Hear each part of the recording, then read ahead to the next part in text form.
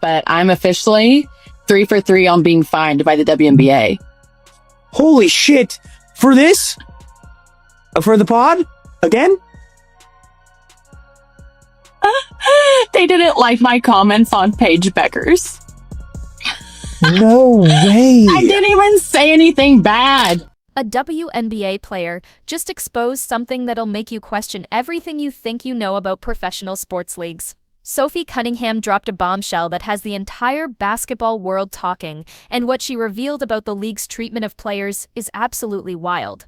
She spoke about the league, but more importantly, she stated she got another fine for actually talking about Paige Beckers. Now, we all ultimately know what happened last time. She had her podcast. She let it be known that Paige Beckers got that blue blood whistle, bro. And make a long story short, she stated the WNBA fined her for that. And she spoke about Bree Hartley. She also talked about Caitlin Clark rehab. But guys, it's unfortunate that she will be out for the remainder. Sophie Cunningham just made history, but not in the way you'd expect. She's officially 3 for 3 on getting fined by the WNBA, and her latest offense? Simply mentioning Paige Beckers on her podcast. But here's where it gets crazy. She didn't even say anything negative. According to Sophie herself, all she did was comment on Paige's blue blood whistle, referring to how referees seem to favor certain players. That's it. No personal attacks, no inflammatory language, just an observation that apparently cost her cold, hard cash. The league's reaction was swift and merciless, slapping her with yet another fine that has people questioning whether the WNBA is more interested in silencing criticism than actually addressing their problems. So lads, the WNBA have done it. They have done it. They have officially fined Sophie Cunningham every podcast episode. They have fined her because Sophie Cunningham has been fined. I'm not joking. She's been fined for a TikTok. She's been fined now, I think, for the 3rd time for a podcast. I think Sophie Cunningham might be the all-time leader in fines in the WNBA. So let's take a listen. This wasn't Sophie's first rodeo with the fine department, and it definitely won't be her last. Earlier this season, she got hit with a $500 penalty for a TikTok video where she mocked WNBA referees through lip syncing.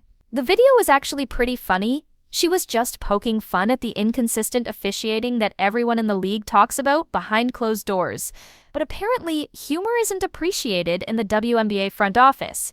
The pattern was already emerging. Sophie speaks up, the league strikes back.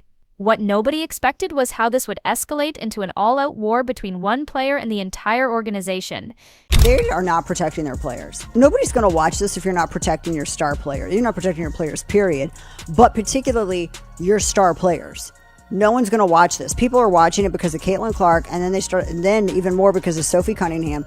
And if you're going to just hang them out to dry, then, you know, good. Nobody's going to watch this anymore because they don't protect their players. It's a worthless organization. They have no idea how to protect their players. But, oh man, they're going to bitch and moan. Well, you better pay us the money. For what? You can't even protect your star players that draw the eyeballs. Now nobody's watching. Nobody's going to watch to see the star players sitting out with injuries because of poor treatment and poor officiating on the sides. Nobody's going to watch that. When Sophie launched her podcast Show Me Something, she probably knew it would ruffle some feathers. What she didn't anticipate was how quickly the WNBA would come for her wallet. The debut episode dropped on July 30th, and within days, the league office was already reaching out to her team with disciplinary action. This wasn't just a casual warning or a stern talking to Bud, they meant business. The podcast was supposed to be Sophie's platform to share her unfiltered thoughts about basketball and life as a professional athlete. But the WNBA had other plans. She has turned herself into a top 5 most talked about player in the WNBA. And can I tell you, I am loving the clips that are coming out of this podcast. There's just so much fascinating elements of her that make her this really alpha, really strong, but really beautiful, spicy villain. And I think she kind of likes being the villain. The second episode of her podcast became must-watch television for all the wrong reasons. Sophie sat in front of the camera and casually dropped the news that made jaws hit the floor across the basketball community. The WNBA fined me. Dude, they fined me $1,500. The way she said it was almost laughable, like she couldn't believe it herself. Here's a player who just wanted to share her perspective on the game she loves, and the league responded by hitting her where it hurts most: her bank account. The $1,500 fine wasn't just a slap on the wrist, it was a message from the league hierarchy that criticism would not be tolerated, no matter how valid. I'm officially 3 for 3 on being fined by the WNBA. Holy shit. For this? For the pod? Again? They didn't like my comments on Paige Becker's. No way. I didn't even say anything bad. On the whistle? On the quick whistle? Yeah. But like, why? Like, If we want to talk about Paige, here's a good question. They fined her for saying Paige Beckers has a good whistle. Like, I kid you not, that is one of the craziest reasons I've seen a player get fined. But Sophie didn't stop there. She went nuclear on the league's inability to protect their players, especially their biggest stars. Her words cut deep. They are not protecting their players. Nobody's going to watch this if you're not protecting your star player. She called out the WNBA's failure to shield players like Caitlin Clark from excessive physical play and poor officiating decisions. According to Sophie, the league was hanging their most marketable assets out to dry and fans were starting to notice. Her prediction was brutal but honest. If the WNBA couldn't protect the players who brought in viewers, those viewers would eventually stop watching altogether. There is something seriously wrong with how the W enforces their rules. And I know there's already been a big emphasis on referee inconsistencies, but at the end of the day, the quality of referees is on the WNBA too. Because again, I have no idea where the line is. Because on one hand, I kind of get it. It's normal for a league to fine you if you're going to talk bad about the league or the players in the league. Because that happens all the time in the NBA, NFL, and so on. But on the other hand, why does the league not care about its image when players are standing over and cursing out their opponents on the court? Like, where was the enforcement here? Or where was it here? Or where was it when the whole entire league was bullying your star player? And this stuff is happening all the time in the WNBA, but why is it only called on occasion? Which is why finding Sophie Cunningham every time she has a podcast seems kind of crazy, because the WNBA obviously chooses when and when not to enforce the rule. Something interesting happened as the fines kept piling up. Sophie started embracing her role as the league's designated villain. She became this fascinating character, part rebel, part truth teller, all business. The way she carried herself in interviews and on social media showed someone who understood that controversy could be converted into currency. She wasn't just accepting the villain label, she was weaponizing it. Every fine became content, every controversy became engagement, and every critic became a potential fan. Sophie had figured out something the WNBA apparently hadn't noticed. In today's media landscape, being talked about is more valuable than being liked. When you get fined, do they put like verbatim, like quote here, like this is why you're being fined and this is why it's this much? Or is it like, hey, quit talking shit on us, Venmo us like 1,500? What happens is they email our GM, and she pulls me aside and she goes, "Come here, Soph, I have to talk to you." And this was in like front of everybody. And I was like, "What did I do now?" And she just smiled and she goes, "Hey, they're gonna fine you again." They're like, I was like, I even told them, I even credited them that their job was hard. I did say that, and I said that I would not be good at it. I did say that. Like, look at the whole picture. What are we doing? The most damning part of Sophie's situation isn't what she said, but how selectively the league chose to punish her. Angel Reese could stand in a public press conference and make comments about certain players getting special whistles, clearly referencing Caitlin Clark, and face no consequences. Kelsey Plum could spend entire press conferences complaining about referees without seeing a penny leave her bank account. But Sophie mentions Paige Beckers in passing, and suddenly the WNBA's fine department springs into action. The double standard was so obvious that even casual fans started asking questions about the league's priorities and consistency. Cunningham tweeted about getting fined, basically saying that she thinks it's laughable and that the league probably has bigger issues they should be focusing on. Now, WNBA officiating has faced major scrutiny all season long from some of the league's biggest stars and coaches. You can find a ton of articles about it online where they're all calling for more consistency. One of the more quotable examples came from Angel Reese after the Chicago Sky lost to the Minnesota Lynx on July 6th. Reese said that the officiating has to be fixed. She said, "I don't give a you-know-what if I get fined because that stuff is cheap and I'm tired of this stuff." You get the point. Commissioner Kathy Engelbert addressed the officiating ahead of the All-Star game last weekend. She said that it is something that the league is continuing to work on and that they are on it.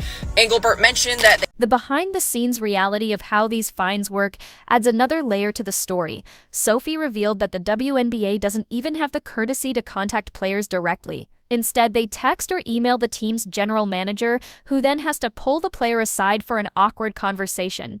Sophie described the scene perfectly. Being called over in front of her teammates, wondering what she'd done wrong this time, only to have her GM smile and deliver the bad news with a shrug. It's a system that seems designed to embarrass players twice, once when they get fined and again when they have to hear about it through their employer. Happily pay those fines. I think they're only fining like $200 or something. It's something crazy. Like Sophie Cunningham is making millions this year. Players don't get fined for speaking on one another, but every single player in the history of pro basketball has criticized officiating and been fined for it. No, she keeps doing the same thing, getting fined for it. She literally said Paige is a good whistle. That is what she said. She said Paige. Oh, the Paige fans. My God, Paige fans are fucking nut jobs.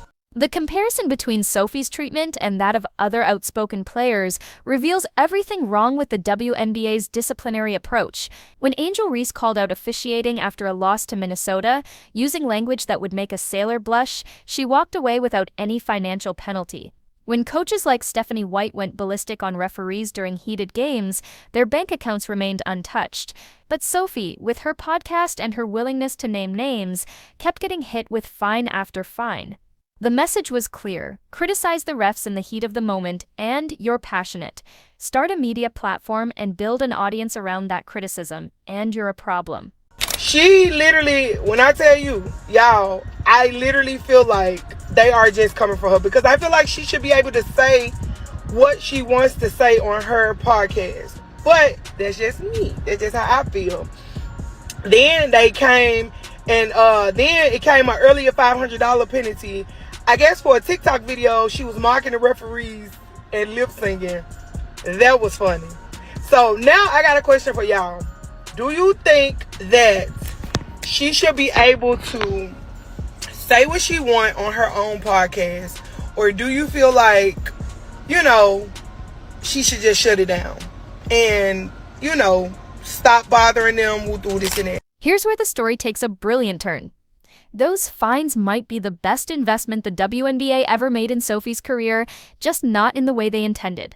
Each penalty generated massive social media buzz, drove traffic to her podcast, and increased her following exponentially. The league was essentially paying for Sophie's marketing campaign without realizing it. Content creators and business experts started pointing out that the YouTube monetization from the viral clips of her discussing the fines probably covered the penalty cost within days. Sophie had accidentally stumbled into the perfect formula: controversy plus authenticity equals cash. The amount of traction that episode was getting, folks were saying that she could pay that off just from her YouTube monetization.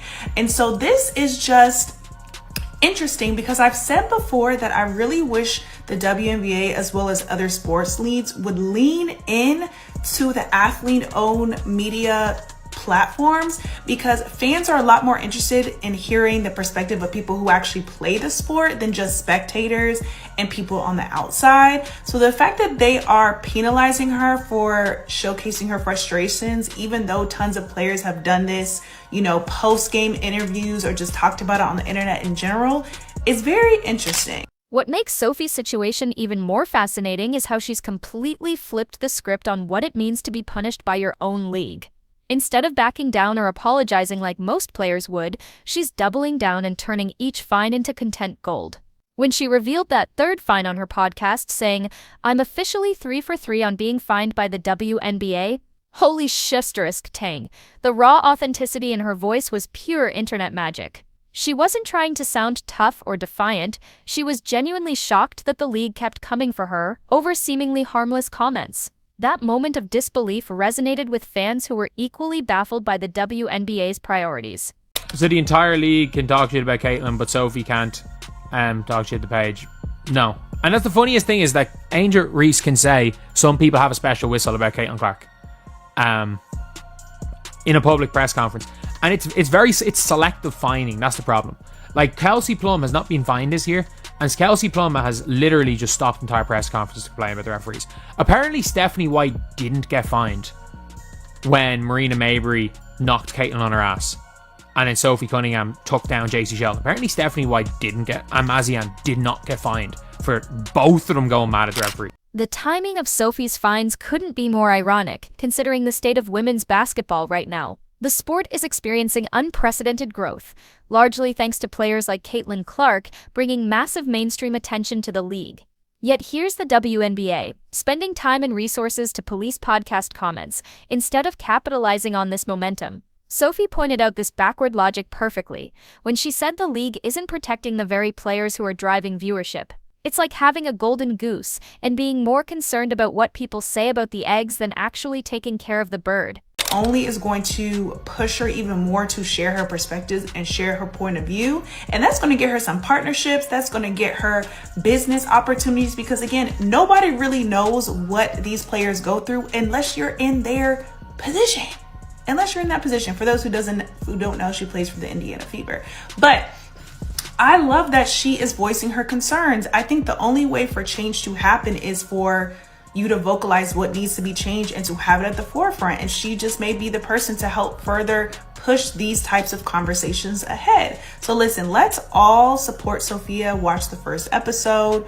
And I'm excited to see what else she's talking about, because The most revealing moment came when Sophie described the actual process of getting fined. Picture this. You're at practice with your teammates, focused on basketball, when your general manager pulls you aside in front of everyone.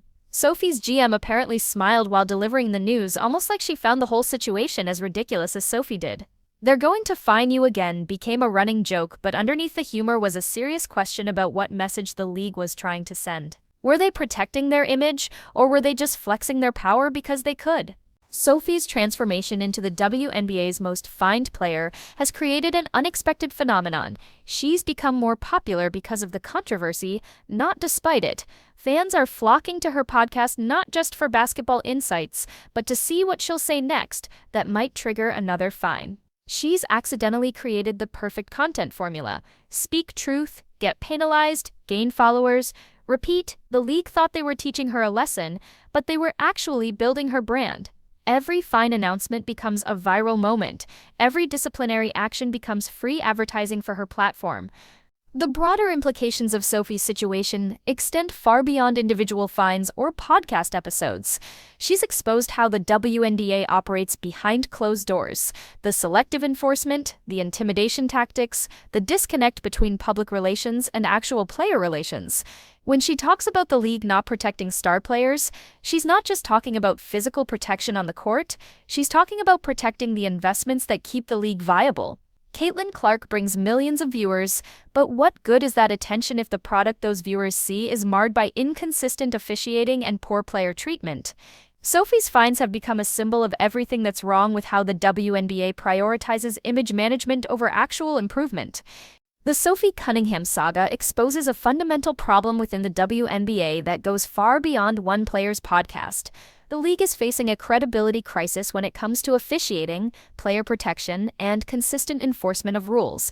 Players, coaches, and fans are all questioning the same things, but only certain voices are being silenced through financial punishment. Meanwhile, the real issues, inconsistent referee decisions, inadequate protection for star players, and a general lack of accountability, continue to plague the league. Sophie's fines have become a symbol of a larger dysfunction, where treating symptoms takes priority over addressing root causes. The WNBA wanted to quiet one voice, but instead they've amplified a conversation that needed to happen. Sometimes the best way to prove someone's point is to try too hard to stop them from making it.